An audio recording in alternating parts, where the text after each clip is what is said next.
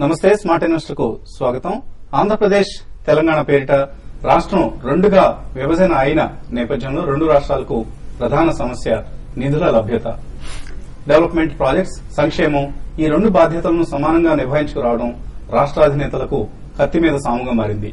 వ్యవసాయం, సాగునీరు, బలహీన వర్గాలకు చేయూత వంటి కీలక రంగాలతో పాటు లక్షలాది మంది యువతకు ఉపాధి కల్పన దిశగా రెండు రాష్ట్రాల్లోనూ మౌలిక సదుపాయాలు, పరిశ్రమల ఏర్పాటు కోసం తక్షణ చర్యలు అవసరం. అయితే ఇందుకు వేల కోట్ల రూపాయల పెట్టుబడులు కూడా అవసరం అవుతాయి. అరకొర నిధులతో సతమతమయ్యే ప్రభుత్వానికి ఈ పెట్టుబడులు పెనుభారం కాబట్టి ప్రైవేట్ రంగం ఇతోధికంగా ముందుకు రావాల్సిన తరుణం ఇది. మరి ఈ ప్రైవేట్ రంగానికి అవసరమైన నిధుల సమీకరణ, ఫండింగ్ మార్గాలు ఏవేవి మార్కెట్లో అందుబాటులో ఉన్నాయి, ఇందుకు అవసరమైన విధి విధానాలు ఏంటి అన్న అంశాలు మనకు వివరించేందుకు సిద్దంగా ఉన్నారు. ప్రస్తుతం స్టూడియోలో వెంచర్ క్యాపిటల్ నిపుణులు సతీష్ ఆంధ్ర, అలాగే పెండియాల బిపిన్ చంద్ర. ఆయన he has just started an incubation center. So apt person మన ప్రస్తుత డిస్కషన్ సంబంధించి. వెల్కమ్ టు టీవీ స్టూడియోస్ అండి. సో ముందుగా సతీష్ గారు, ఒక మంచి టైం ఇది. ఇవాళే మనకు ఫైనాన్షియల్ డైలీస్ లో ఒక వార్త కూడా వచ్చింది. స్టార్టప్స్ కు క్రౌడ్ ఫండింగ్ ను అలో చేస్తోంది SEBI, securities exchange board of India. So crowd funding చేసేందుకు 10 కోట్ల రూపాయల కంటే తక్కువ పెట్టుబడి అవసరమైన బిజినెస్ లాంటి కూడా క్రౌడ్ ఫండింగ్ అలో చేస్తున్నాం అంటూ, దీనిలో రిటైల్ ఇన్వెస్టర్స్ కూడా ఇన్వెస్ట్ చేయొచ్చు అంటూ సెబీ విధి విధానాలు రూపొందిస్తోందని అన్న వార్త వచ్చింది. ఈ నేపథ్యంలో ఇటు వెంచర్ క్యాపిటల్, ప్రైవేట్ ఈక్విటీ, వీటితో పాటు క్రౌడ్ ఫండింగ్, ఇలా రకరకాల ఫండింగ్ సోర్సెస్ ఎంటర్ప్రెన్యూర్స్ కు, స్టార్టప్స్ కు, ఆర్ ఇప్పటికే ఎస్టాబ్లిష్ అయిన బిజినెస్ హౌసెస్ కు అందుబాటులోకి వస్తున్నాయి. అండ్ రెండు రాష్ట్రాలుగా ఏర్పడ్డాం. రాష్ట్రాలు రెండైనా కూడా భాష ఒకటే, సమస్యలు కూడా ఆల్మోస్ట్ ఒకటే.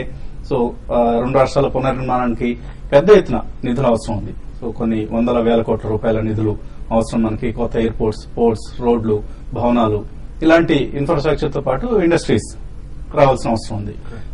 ఈ తరుణంలో అసలు ఎటువంటి ఫండింగ్ సోర్సెస్ అందుబాటులో ఉన్నాయి మార్కెట్ లో? ఏ టైప్ లో ఫండింగ్ ను రైజ్ చేయడానికి మార్కెట్ లో అవకాశాలు ఉన్నాయి?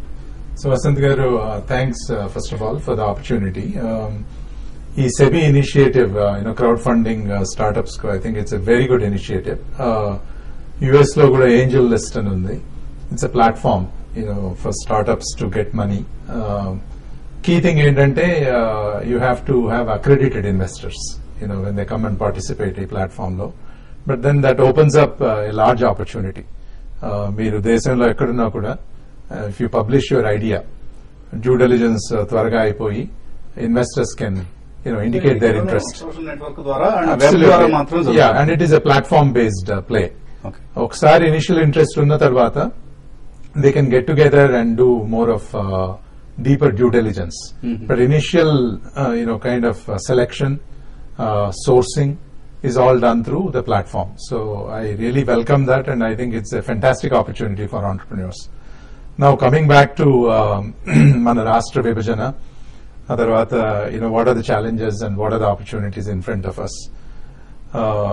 ఇప్పుడు అయిపోయింది కాబట్టి the way I look at it అండి, in every crisis there is an opportunity, and we have to look at this as a glass kind of half full as opposed to half empty. Key thing ఏంటంటే already in the Telangana state we know that Hyderabad is kind of the middle pin in the bowling alley. Hyderabad lo chala resources ఉన్నాయి, IT, pharma, as well as infrastructure. ఇప్పటికే ఇది global map లో ఉంది. Absolutely. Global map lo undi, lots of MNCs, it's a cosmopolitan city, and already we export close to 80,000-90,000 crores between software and pharma. Right? Now coming back to Andhra Pradesh koste, the key is, then you have to develop everything from scratch. I kind of look at it as a basic foundation services, other on top of that knowledge-based industries. Basic foundation. Maybe అది కొంత time పడుతుంది మీరు knowledge-based industry setup కావడానికి. Absolutely. ముందుగా core areas లో development జరగాల్సి ఉంటుంది. That's correct. మీరు అన్నట్టు roads, power, water, access, ports కానీ, airports కానీ. Only when this infrastructure is developed, migiline industry, skilled manpower, that's very, very important. Rest of the industry will come into play. But unfortunately, probably మనం serial processing may be very difficult right now మనం ఉన్న situation లో. Parallel processing becomes very necessary. ఇందులో కూడా I kind of see 3 opportunities అండి. If you look into health care, education kind of infrastructure, which is very necessary, even retail, for better quality of life. Lot of that is going to be private equity and venture capital funded, right from day one. Whereas if you go into heavy infrastructure based industries like roads, power, renewable energy, ports, airports, this will be most likely be PPP based projects. Public-private partnership, and even అందులో కూడా public-private partnerships లో we have to come up with new models, unlike previous models. ఇంత ముందు ప్రభుత్వం land ఇచ్చేది లేదా కొంత facilitation role play చేసేది, రైట్. దానికి అగెన్స్ట్ గా ఈక్విటీ స్టేక్ తీసుకునేది. మిగతా ఫైనాన్సింగ్ పార్ట్ ఏదైతే ఉందో అది ఇన్వెస్టర్ వచ్చి ఇన్వెస్ట్ చేసేవాళ్ళు, ఎగ్జిక్యూషన్ కూడా వాళ్ళు చేస్తున్నారు. సో ఏ డిఫరెంట్ మోడల్ ని అప్రోచ్ చేయాలి? Yeah, that's a very good point. One of the key things ఇంత ముందు ఏంటంటే when investors came up with that equity అండి, the majority of that equity was foreign capital. It was either FDI or FII. But today that sources have dried up a little bit. So even a lot of investors in India, a lot of corporates have big debt on their books. So banks are also not very much willing, to kind of lend money that easily. Given that FII, FDI is a little bit tight, and given that local resources are also tight, probably what has to happen is that government will have to play an active role, not only a facilitator, maybe even once they select a certain set of corporates, they may have to even be the guarantor, go in front of the banks, or if you are going kind of sovereign guarantee. Absolutely. A tarvata a lot of DFIs tho kuda they will have to network this set of corporates, developmental financial institutions, KfW of Germany gani, lepote IFC gani. There are these institutions who are very, very long-term investors, and for them doing social good is more important than returns. So alanti vaalto pair up cheskuni, only then they can jumpstart these kinds of activities. So very creative models have to take place right now. Okay. In terms of financing this. Okay. So Bipin garu, models అందుబాటులో ఉన్నాయి. Fund చేయడానికి వీసీలు ముందుకు వస్తున్నారు, PE funds ముందుకు వస్తున్నాయి. Last year మనం చూస్తే almost $650 million I think was invested in venture capital across the country. అలాగే $8.5 billion పిఈ ఇన్వెస్ట్మెంట్స్ వచ్చాయి. ఇందులో పార్ట్ ఆఫ్ ఇట్ మన ఈ 2 రాష్ట్రాలకు వచ్చినా కూడా it will solve the purpose. And ఎటువంటి అవకాశాలు ఉన్నాయి అంటే, నార్మల్ గా వీసీ ఫండింగ్ అనగానే మనకు కొత్త ఐడియాలు, ఇన్క్యుబేషన్స్, స్టార్ట్అప్స్ ఇటువంటి వాళ్ళకి ఇస్తారన్న ఒక అది నిజం కావచ్చు లేదా అపోహ కావచ్చు ఉంది మార్కెట్ లో. సో ఈ దశలో మన హైదరాబాద్ కావచ్చు, హైదరాబాద్ చుట్టుపక్కల ఉన్న ఇతర tyre 2 cities in Telangana and కొత్తగా రాబోతున్న ఆంధ్రప్రదేశ్ లో ఉన్న పట్టణాలు, వీటికి వెంచర్ క్యాపిటల్ ఫండింగ్ లాంటివి వచ్చే అవకాశం ఎంతవరకు కనిపిస్తుంది? అంటే ఇప్పుడు వెంచర్ క్యాపిటల్ ఫండింగ్ అంటే వస్తుంది ఎలా ఉంటుందంటే, వాళ్ళకి venture capital fund point Satish చెప్పినట్టుగా డెఫినెట్ ఇన్వెస్ట్ చేయడానికి వాళ్ళ దగ్గర ఫండ్ ఉంటుంది, కానీ ఇది ఆల్సో లుక్ ఫర్ రిటర్న్స్ కూడా కావాలి. ఇప్పుడు ఉన్న అడ్వాంటేజ్ అంటే మనకి తెలంగాణ రాష్ట్రం అయినా కానీ ఆంధ్రప్రదేశ్ రాష్ట్రం అయినా కానీ మీరు ఓవరాల్ తీసుకుంటే మనకి number of people who are young చాలా ఎక్కువ. తర్వాత మీరు తీసుకుంటే ఇవాళ రోజు ఇండియాలో మనకు ఉన్నటువంటి స్మార్ట్ ఫోన్ నెంబర్ తీసుకుంటే ల్యాప్టాప్స్ కంటే పీసీస్ కంటే చాలా ఎక్కువ. తర్వాత ఇప్పుడు మనకి టెలికాం బ్యాండ్ విత్ అవైలబిలిటీ తోటి డేటా యూసేజ్ ఫోన్ మీద బాగా పెరిగింది లాస్ట్ 2-3 ఏళ్లలో. మొబైల్ అప్లికేషన్స్ యూసేజ్ బాగా పెరిగింది. అంటే రైట్ ఫ్రమ్ ఎలా అంటే మనం రాత్రి భోజనానికి బయటకు వెళ్దాము అంటే ఈ హోటల్కి వెళ్దాము అది చూసుకోవడమే కాదు, ఆ హోటల్లో మెనూలో ఏ ఐటమ్ బాగుంటుంది, ఆ ఐటమ్ మనకు తెలిసిన వాళ్ళు ఎవరైనా తిన్నారా, తిని బాగుందని చెప్పారా బాగాలని చెప్పారా, ఆ లెవెల్ వరకు అప్లికేషన్స్. సో ఏమవుతుందంటే ఈ మొబైల్ పెనిట్రేషన్ వలన తర్వాత ఇంకోటి ఈ సోషల్ మీడియా కన్సంప్షన్ పెరిగింది బాగా. దాంతో చిన్న చిన్న స్టార్ట్అప్స్ కూడా మరీ ఎక్కువ హెవీ ఇన్వెస్ట్మెంట్ అవసరం లేదు, they can easily start the startups. అవి స్టార్ట్ చేసినప్పుడు వాళ్ళకి కావాల్సిన ఇన్వెస్ట్మెంట్ కూడా స్మాల్ అమౌంట్స్ కాబట్టి it's easy to bite for VC or angel investor also.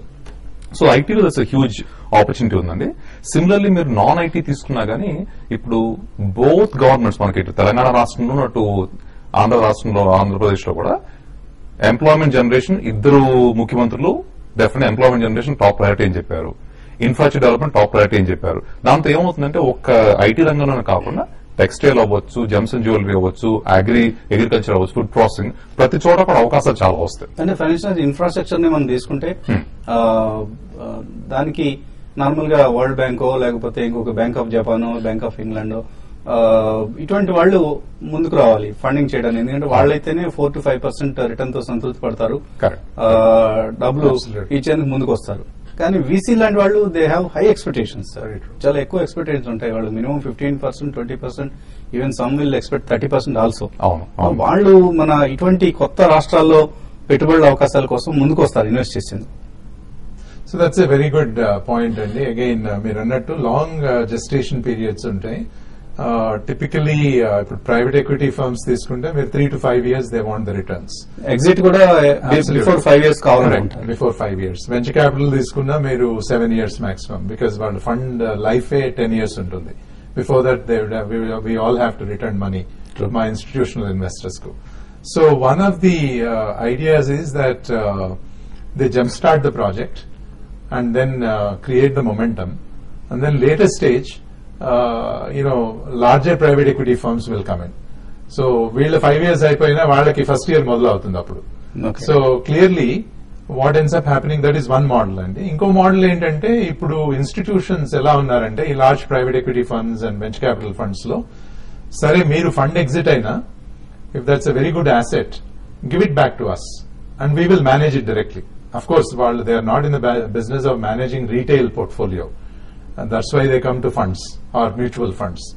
But in special cases, they're very open to managing these by themselves if it's a real good asset. So venture capital private equity funds will have to take advantage of both of these. One, passing it on to a bigger private equity fund, or going back to the institutional investors. It's like a 4 into 100 meters relay. Absolutely. Run laga untundi. Correct. Ee investment model kuda. Correct. Okay andi. గతంలో మనం గమనించాం, world bank అమ్మేస్తున్నారు రాష్ట్రాన్ని లేకపోతే ఇతర రాష్ట్రాలని అన్న విమర్శలు ఎక్కువగా వినిపిస్తుండేవి. ఈసారి కూడా వరల్డ్ బ్యాంక్ లాంటివే వస్తాయా ముందుకి రెండు రాష్ట్రాల పునర్నిర్మాణానికి, లేకపోతే venture capital funds, private equity funds లాంటి వాళ్ళు ముందుకు వస్తారా? ఈ అంశంపై చర్చించే ముందు చిన్న బ్రేక్ తీసుకుందాం.